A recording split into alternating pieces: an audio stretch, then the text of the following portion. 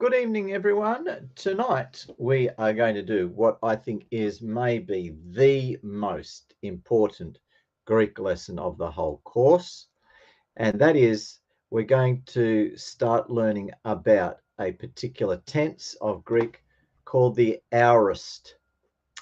And so this lesson is quite important.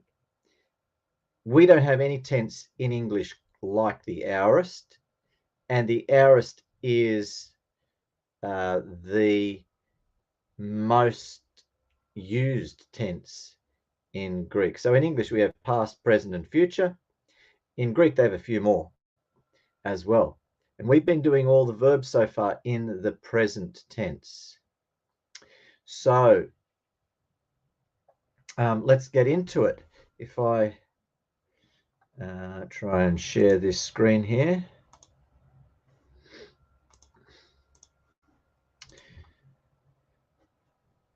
So this graph here shows why the aorist tense is the most important tense to master. It's also the most complicated of the tenses. We have been learning about the present tense so far, and there are 5,000 verb forms in the New Testament, over 5,000, which are present tense. And if you think about it, present tense often covers for future tense as well. For example, if I say, I am going to the shops tomorrow, I'm actually using a verb in the present tense, but I add the word tomorrow on, and it's actually something that's going to happen in the future. But anyway, that's beside the point. Look at the aorist though; it's used nearly 6,000 times.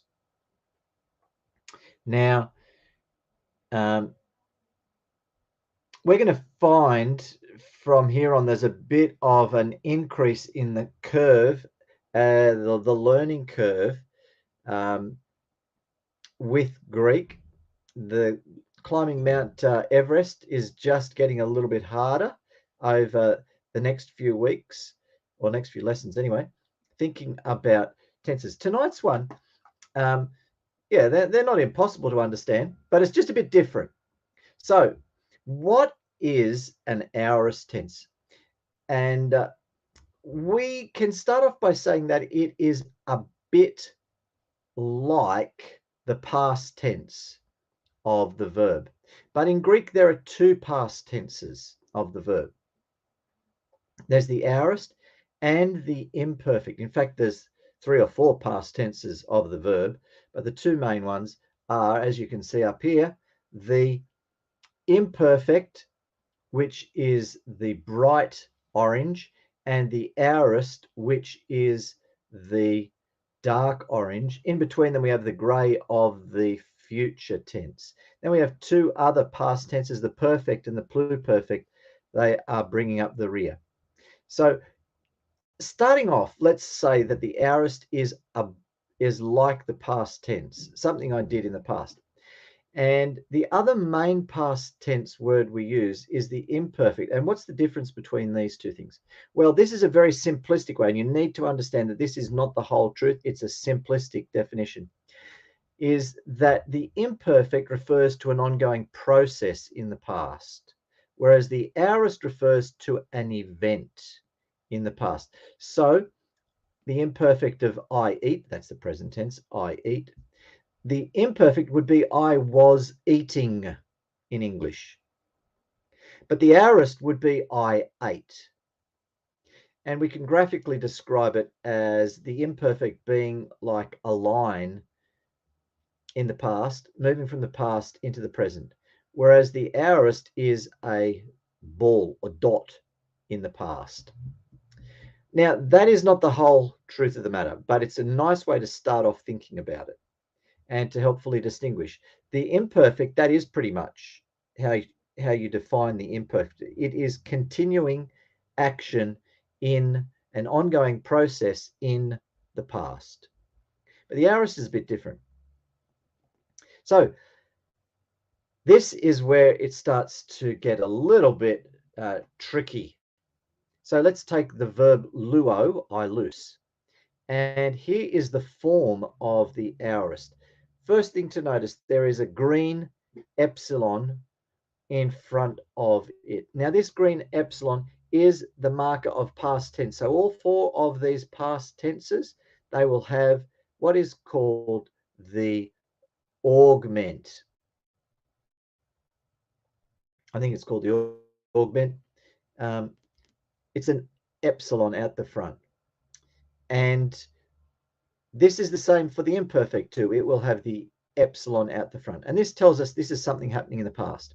But you'll notice that after the stem, lu, we have a sigma. Now, this is like the future tense. You remember the future tense last week? The way that you set up the future tense is to put a sigma in after the stem before the endings. So this is the characteristic of the aorist. It also has this sigma, except it's in the past. And then after that, it has endings on it, which might look all different to your present tense endings, but actually they are very, very similar to the present tense endings. They have just swapped an alpha for the other vowels that we have in the present tense. So in the normal present tense, we have luo. Here it goes elusa, lua. And instead of lues, it's just gone as. The A covers for the epsilon iota. The third person singular, it just basically does its own thing, like it does in a lot of cases in different other tenses. But look at the first person singular. Instead of lu omen, here we have elu samen. The A replaces the O of the omen. Instead of lu eta, we have lu ata. And instead of lu usen, it just sticks the alpha in for all of it apart from the last letter. So there is a great deal of parallels between the endings of the aorist and the endings of the present tense. The thing about the aorist is that, and it's very easy to remember, the aorist has an A class vowel ending instead of the normal O or E vowel endings in the present tense. Now, the one different one there is the third person singular. So in the present, it's lu a. Here it is lu n, which doesn't conform to any particular rule at all. So there's the form of it. And you have, this is quite significant. You will get this time and time again as we continue on. You have three flags which show you that this is an aorist. First of all, the green epsilon at the front, although in Greek text they don't have the epsilon in green. Secondly, you have the sigma insert, just like with the future tense. And thirdly, you have an A class vowel ending, which, as you will come to see, sometimes you don't have all three of these flags. For example, in the third person singular, elusen, you don't have the third flag. You don't have an A class vowel ending, but it's still an aorist. And sometimes, like we saw last week, the sigma will combine with a dental consonant or a guttural consonant or a labial consonant to disguise the fact that there's a sigma in there. Like you'll have psi or you'll have xi, but that is really incorporating the sigma into it. Okay, so any questions from any of that? So far, so good. All good for the moment? So this is the aorist, and I've talked about this already. Just like in the future tense, the addition of the sigma causes changes. The dental consonants plus a sigma, the dental consonant just drops out altogether. With a labial consonant, you have psi, and with a guttural, you have xi.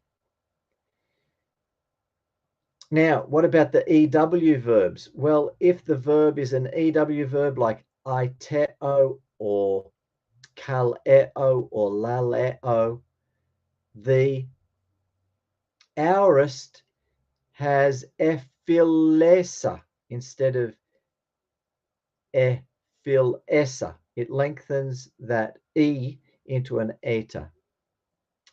Okay.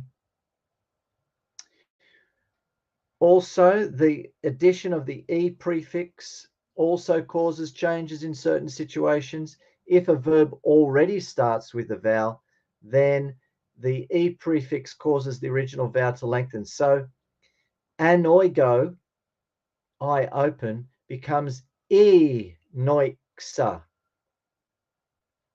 The alpha lengthens to an eta. A and eta and epsilon, they're all called A-class vowels. I don't know why, even though epsilon is an E. So if you've got a word and it already starts with the letter E, you don't add on another E, the E lengthens to an eta.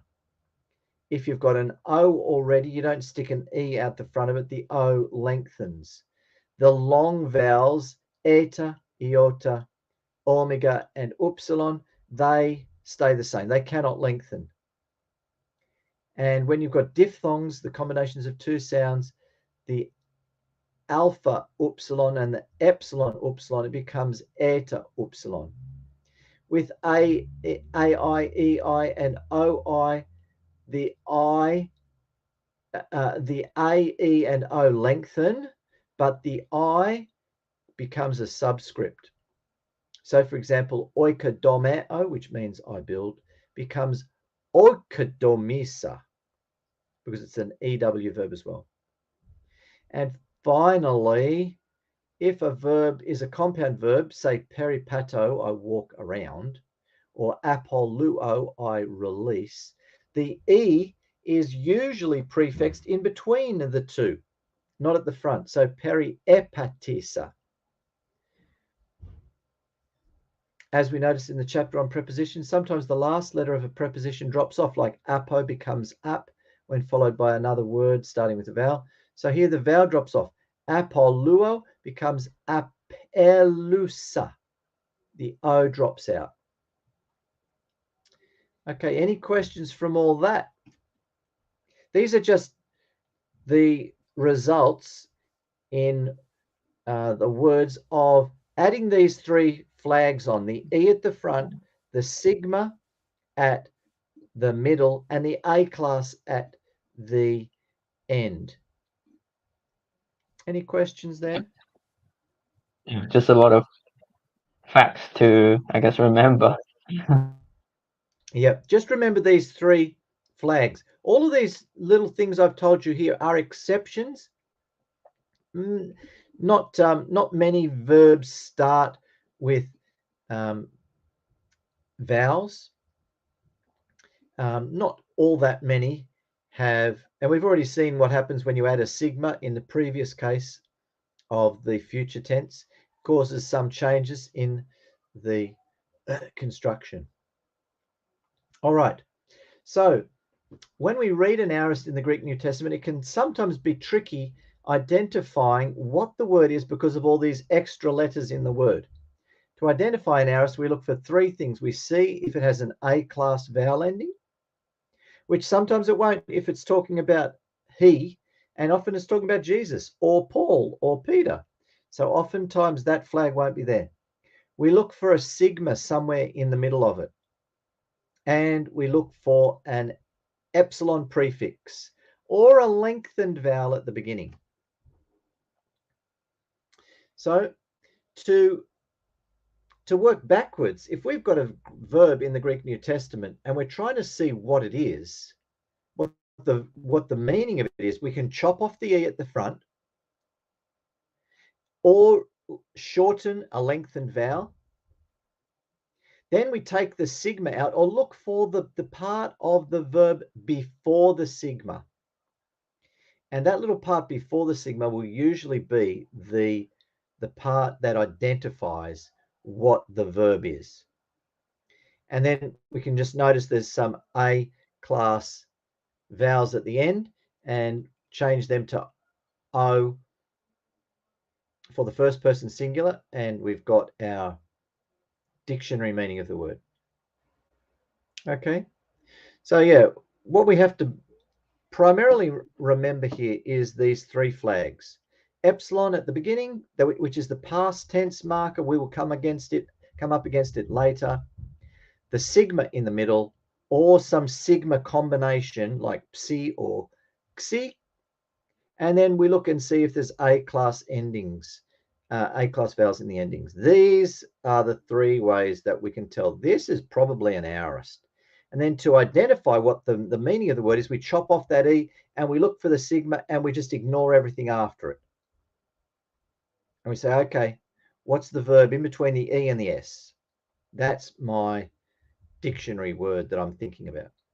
So have a go at these 7 ones here.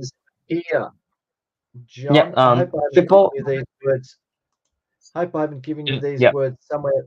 I think I recognize them. Good. I think I Go recognize for it. most of them. Before that, if you scroll up a little, Andrew, with the apple example, there's the apostrophe there in the example. Mhm. Apple becomes a alpha pi and then apostrophe. I'm just wondering if that apostrophe is like a, I don't know, like, because I can't see it in the example as well. So in the example, in the parentheses, in the open, yep. So on the right side, example, second last line of that paragraph. Yes. Apple becomes AP Yeah. apostrophe. I'm just wondering what's. So that is when this is in normal use of the preposition, not in a verb, but you can have prepositions on their own, like apo.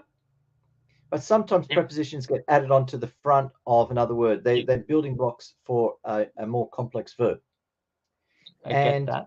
Just like apo, sometimes if it is followed by another word which starts with a vowel, they will apostrophize the omicron at the end of the preposition, and apo becomes ap. So that apostrophe in that sentence there. Yes, that is an apostrophe. Okay, but you don't write it out in the actual word, like in the. Yes, you do if it's just the vowel on its own. You do if it's just the preposition on its own. But if you look just in the line below, just here, I see. You have apoluo in the present tense, the O drops off altogether, and you have that E for the past tense marker being stuck in between the two. Okay. I see. I got it now.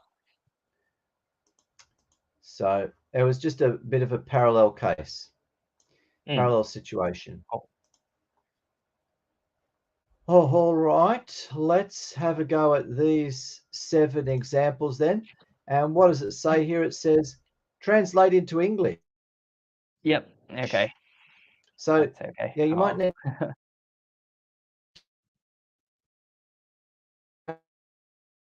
Can you hear me, Andrew? Look. Oh, can you hear me, Andrew? Your screen at the. Oopsie. Can you hear me now, Andrew?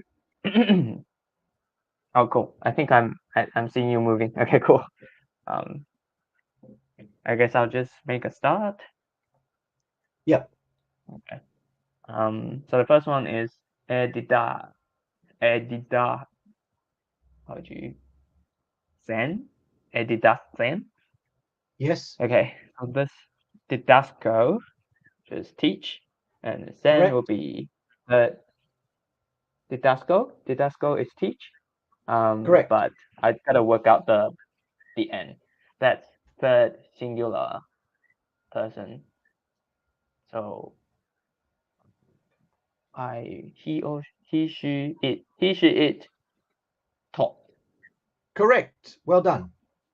So the endings, just to remind you, go edidaxa, edidaxas, edidaxen, edidaxamen, edidaxata, edidaxan. So yes, you're quite right. It's he, she, or it taught. Good. Okay. The next one is blepo, which is look or see, and son Correct. is third plural, third person plural, which means they Very good. saw. Okay. And baptizo, Correct. Well baptize, done. thus Yep. that is see. Second person singular. Second person singular, so Correct. that's you baptize. Okay. And then Correct. akuo, which is hear or listen. Yep. That's first person singular, so I listened. Yep. I heard. Okay, this next one, let me see. Agraphamen. Okay, so it's right. Correct. You're right. It's right. Yeah. It's right. Amen is we. Correct. So we wrote. Yes. Okay. That looks like Pempo, which is send. Yes. It's Pempo. Just will be I sent. Correct. And the next one is annoy. Annoygo, which is I open. Yes. And that will be he, she, it opened. Yes. So here the anoigo, the gamma, with the addition of a sigma turns it into a xi. And the alpha at the beginning of anoigo lengthens because we can't stick an E on the front of it. And the anoigo becomes E noi xen. Okay, well done. You've got it. All right. Let's have a look at some vocabulary. Hopefully we'll have some more verbs here. Anything else? No, just some verbs. Very good. Okay. So some of these don't have too many English equivalents, but so be it. Seems. Dioko Yep. means I pursue, I chase after, and I persecute. Depending on the context, pursue or persecute. Doxadzo is I glorify. And we've already seen that doxa is the word for glory. Keiruso is I preach or I proclaim. Sometimes you'll see in theology books from the middle of the 20th century, they'll speak about the kerygma. And this refers to the sort of preaching message because they'll say, some of these liberal theologians will say that Jesus was a preacher. And some others will say he was an apocalyptic prophet. Some others will say he was a mystic or a wise man. And they've got all these different types of categories that Jesus falls into. So the kerygma means the message preached. Anyway, kradzo, this is a good one. It's very onomatopoeic. It actually sounds like the English word kradzo. It sounds like a crow crying out. This one here, hupako, is an interesting word. Normally, we would use the verb ami, I am. But when you want to make it a little bit more substantial than that and say, I exist, it's less a statement about what you're doing, I am, and more a statement about your state, your existence. This is the word they use. And it's interesting that this is the verb that is used in Philippians chapter 2, who being in the form of God. And the word is hupako. In other words, existing in the form of God. Okay. Oikodomo, there's the word oikos in there, which is the word house. Oikodomo means to build up or to edify. This is the word that's commonly used by Paul to speak about the church gatherings. Katoikeo means to inhabit, and you have the word oikos at the end of this word. cat oikio, I inhabit or I dwell. Heti means yet or still. That's a little adverb. Uk eti is the opposite, no longer or not still. And idi is another adverb of time, which means already. Any questions about any of them? Nope, not really. Okay, good. All right. So let's have a look at last week's homework then and see how we went with that. Yep.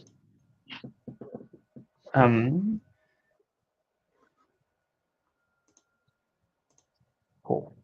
Let's see. Okay. I can make a start. Yes, that would be good. Yep. Okay. That's Luceis tous agatus doulos. Will you release the good slaves? Good. So maybe the word release is a little bit strong, but it's not going to make any difference, Yep. really, is it? Loose, release, similar. There is a Greek word, apolluo, which is often used for this slightly strengthened idea of releasing. Very good. Or Okay, dismiss. next one. Okay.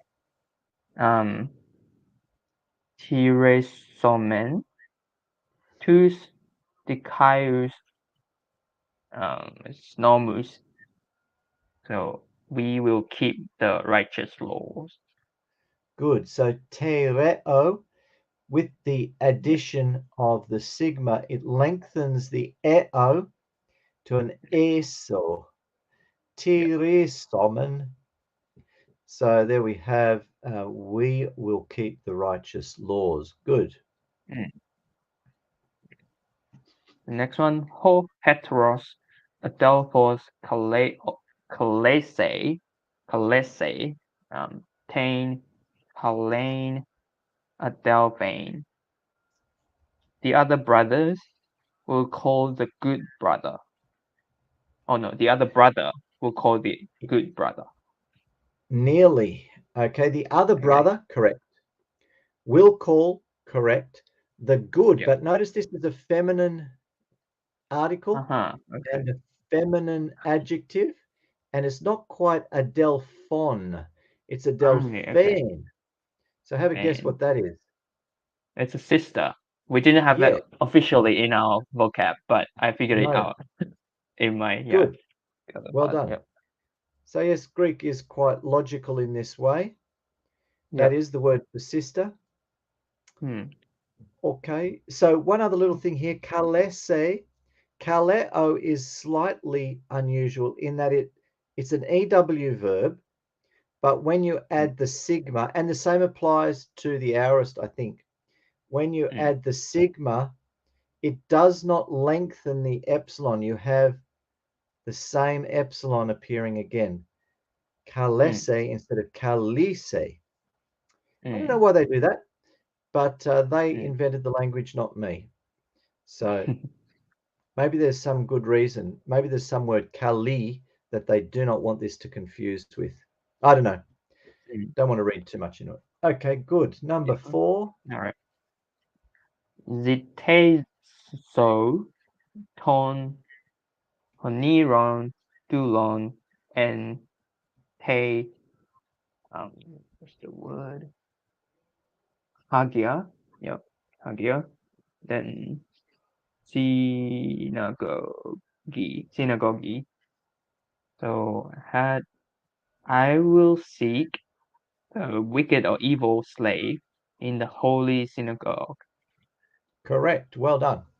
Again, zeteo, the eo, it lengthens to iso. Good. Number 5. Yep. So tisete, ton, piston, technon, ace, pen, megalan, thalasan. So you were baptized you plural will baptize the believing or faithful child, Yes. child, into the great sea. Very good. Excellent. Okay, baptizo. The Z sound is a dental, and that Z sound Yes. drops out when the sigma is attached to it, so it just becomes baptiseta instead of baptidseta. Yep. They just drop it out. Good. Number 6. Number 6, ho monos, kai agapetos, huios anoise, tus, this word, in of, and just ophthalmus, tone, tuflon. Yeah. Yeah. So the only and beloved Son will open the eyes of the blind men. Very good. Men. Or people. It could be Yep. be blind women, Yep. which is also Right. tuflon. Right. Yeah. Yeah. Even So in feminine people. and neuter. All three of them have the same ending. Okay, very good. Yep. Number 7. Yep. Number 7, ho, aionios, theos, say, anthropus, apotone, poniron, ergon. So the Very eternal good. God will save men, plural men, away from the evil work of theirs. Very good. So yes, the eternal God will save men from their evil works. Or from the works. From, the evil works. From the evil works.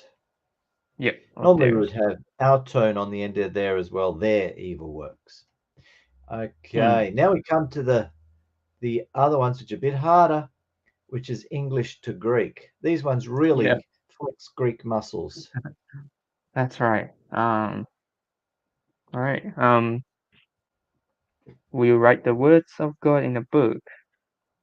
God. Oh, I can't even read my handwriting. To be graphete, or no, this is where you write. I think I've got to turn it into the future tense. Did I? Be grapho F with S. So was it originally? Oh yeah. Okay, I've already turned it. That's V. That's C. Grapsete or grapsate. Yes. Grapseta. Grapseta is grapseta or grapses. Yep, that's right. Yep. Then ton logon to theou and to, and then we didn't have the book in our vocab, but I think it was biblion or biblio. Very good. Okay, so yes, it would be ento biblio. Yep. Very well done. So the only one little thing there is the words would be plural. So grapseta tus logus for the plural. Tus logus. Okay. If it's a plural. Yeah, words, of course. Yep. Very good. Okay, number 9. Yep, just a moment.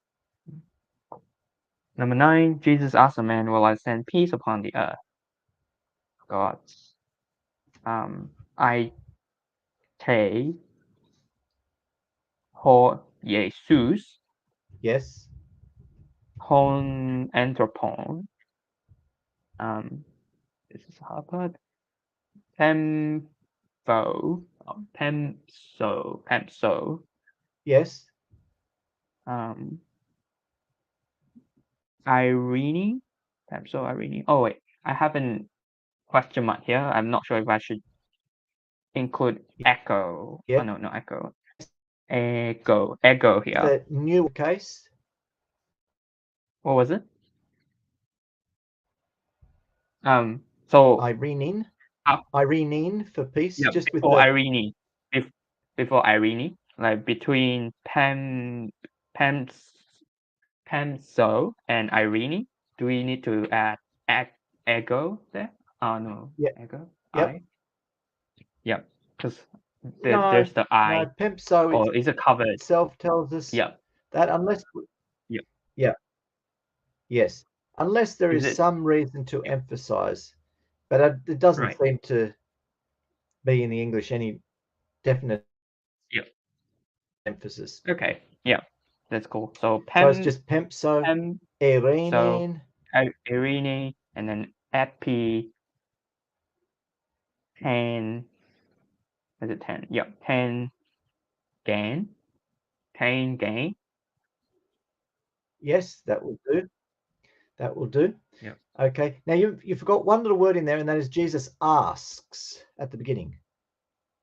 So I have I take before ho yes. Yes. Okay, that sorry, right good. I didn't order? hear that. That's good. That is correct. IT. Good.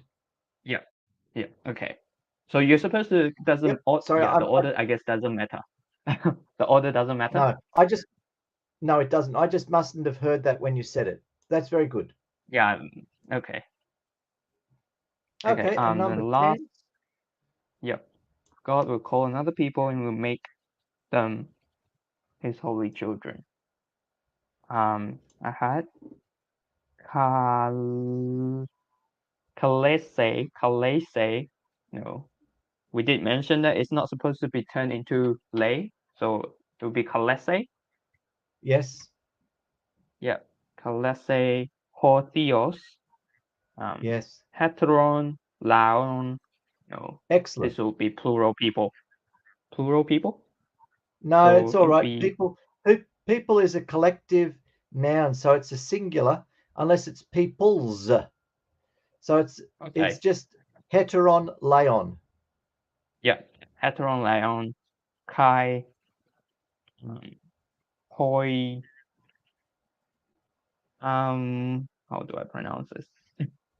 Poyese. Poyese. Yes. Autos. Yes. And then Tois, Hagios, Technois.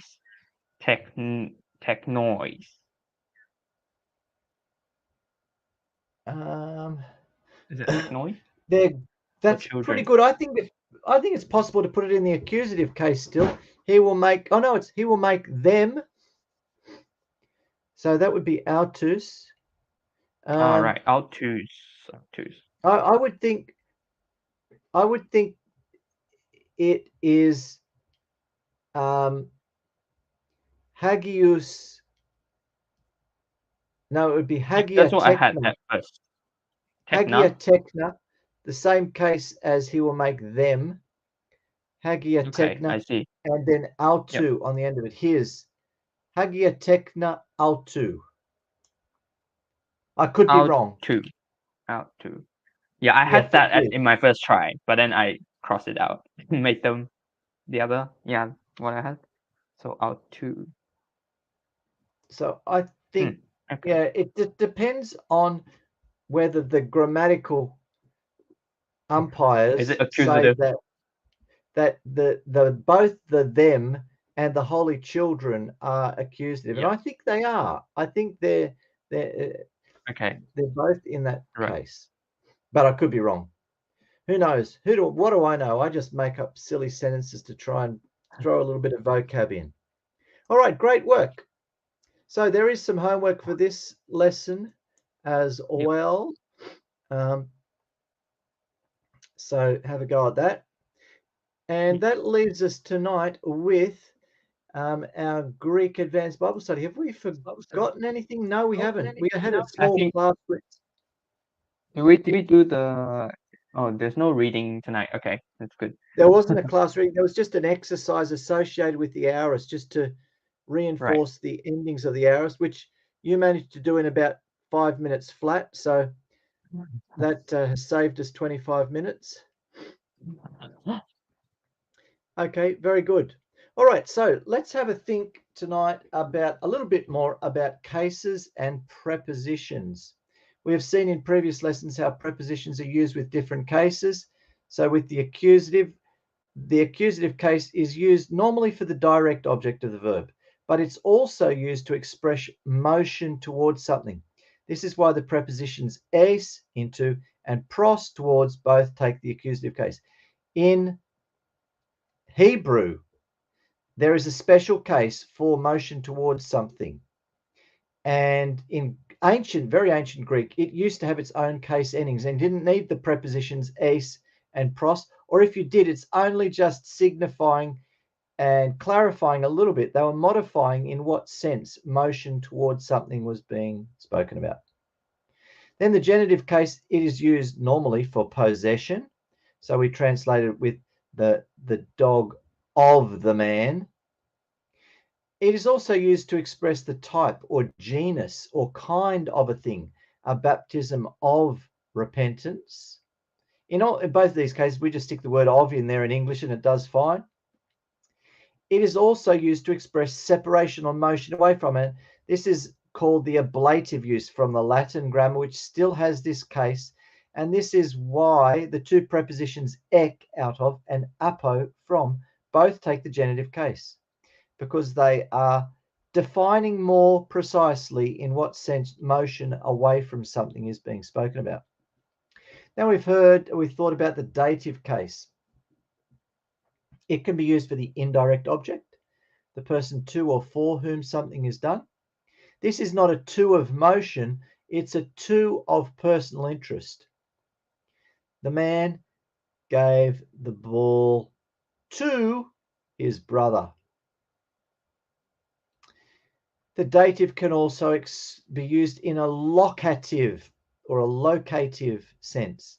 This is why n, the preposition in, takes a dative. The person was in the house. And then the dative can also be used in an instrumental way. That is to express the thing by which something is done. So if a man uses a stick to dig a hole, the stick is the instrument.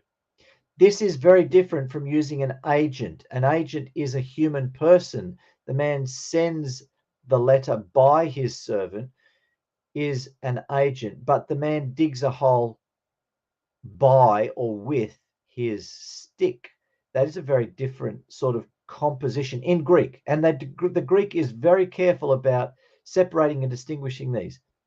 The dative case is used for the instrument, that is the non-personal, but the preposition hupo is used for the agent.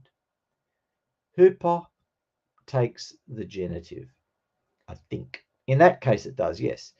In that situation it does. It can also take the accusative. All right, some prepositions take three cases. For example, para can mean motion alongside. That's in the accusative. There's the motion towards something, but it's motion alongside. It can mean movement from beside. That's the genitive or the ablative use. And it can speak about location besides, if the person is just standing still. And it's thought in the Indo-European ancestor parent language of Greek, it is thought that there were 8 cases. The subject, the vocative, that's for direct address, the accusative, direct object, the genitive for possession, the ablative for separation, the dative for the indirect object, and then the locative, and then the instrumental. So yes, just be glad you do not need to learn 8 different case endings for nouns in the singular and in the plural. So let's have a look at some doctrinally significant prepositions.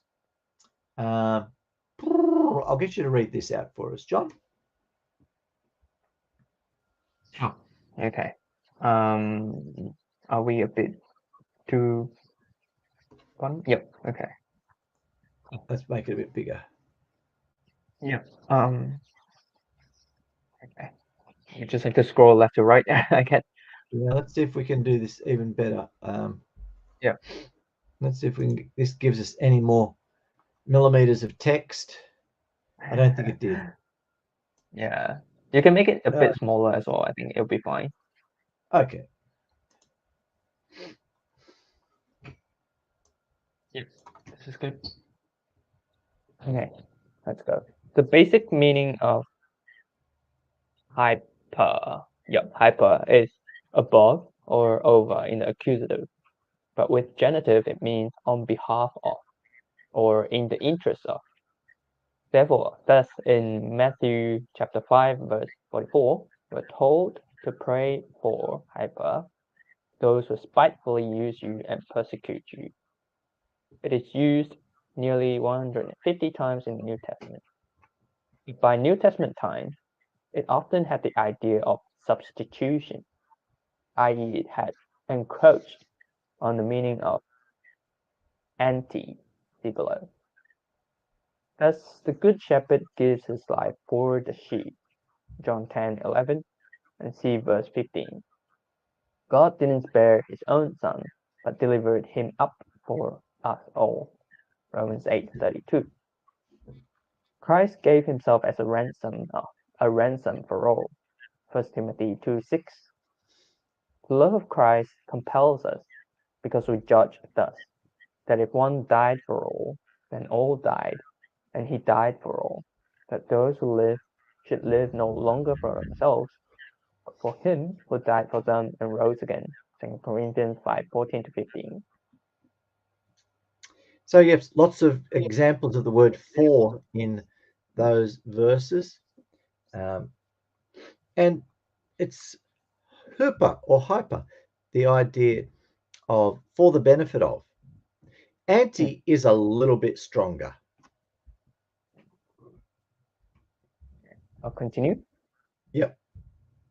The basic meaning of anti is opposite of facing, and in compounds, it can mean opposition, as in antichrist or anti-Semitic in English. It is used 22 times in the New Testament, and apart from some uses in compound expressions, though it means in the place of, i.e., substitution in the New Testament. So, Archelaus reigned instead of his father Herod, in Matthew 2:22. An eye for an eye, as in exchange for, in Matthew 5:38. The father will not give a serpent for a fish instead of a fish, in Luke 11:11. Esau sold his birthright in exchange for one morsel of meat, in Hebrews 12:16.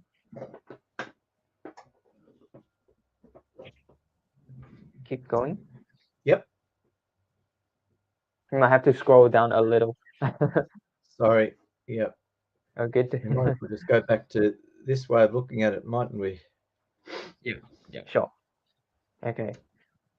The preposition anti is used in two important verses about Christ's death. The Son of Man didn't come to be served, but to serve, and to give his life as a ransom for instead of many. That's Matthew 20:28 and Mark 10:45. And here we have the doctrine of substitutionary atonement most plainly stated. Christ died as a substitute in our place. It has thus been argued that while Christ died for the benefit of all, versus using hyper, he only died as an actual substitute for anti, the many who personally believe in him.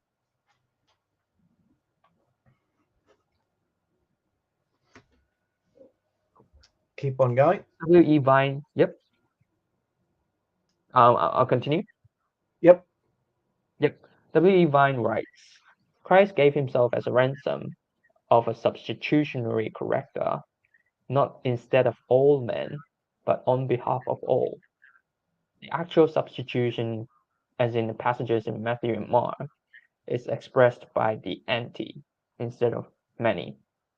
The unrepentant man shouldn't be told that Christ was his substitute, for in that case, the exchange would hold good for him, and though unregenerate, he wouldn't be in the place of death, a condition in which, however, he exists while unconverted. Accordingly, the many are those who, through faith, are delivered from then condition. That should be that. You're right. Sorry. Yeah. Sorry. Yep, that condition. So for the Christian, as Trench puts it, we obtain a perfect right to claim such declarations of Christ's death for us, as also declarations of his death in our stead. And in them, beyond doubt, the preposition hyper is the rather employed, that it may embrace both these meanings, and express how Christ died at once for our sakes and in our stead, while anti would only have expressed the last of these. Okay. So that is maybe some helpful thoughts, I hope, on these two prepositions, just speaking about the way that the preposition anti is even more specific in what it is saying. So there's the that back as it should be. So any questions or comments or thoughts on that? No, it's great. Yeah, thanks for always appreciated these events from you, Andrew. So yeah, that is one way of thinking about the definition, the difference between these two prepositions. Anti definitely is the word used for an exchange, someone who is a substitute. The word hooper is sometimes being used in that sense, but it's a slightly looser sense for the benefit of something else or someone else. So there's two great theologians, Archbishop Trench and W.E. Vine, giving their opinion on the significance of it for our understanding of Christ's death. And yeah, I think I can't see any reason why they're not right. Maybe someone else can, but I'm not 100% convinced that this is right, but I'm 98% convinced. I can't see why not. So anyway, that'll do us for tonight, I think. We've got through it all very quickly. Now, next week, I'm going to be in Malaysia, so I'm not going to be around to do it. So we've got 2 weeks to do some getting yourself familiar with the aorist. Have a look at Mr. Duff and what he says about the aorist tense, and maybe even do some exercises in Mr. Duff to augment what I have given you. Okay. All right. Any questions or final thoughts there? Good here, Andrew. Okay, great. All right, we will finish up there. I'll end the broadcast. So good night, John, and good night, everybody. Anybody else who's listening.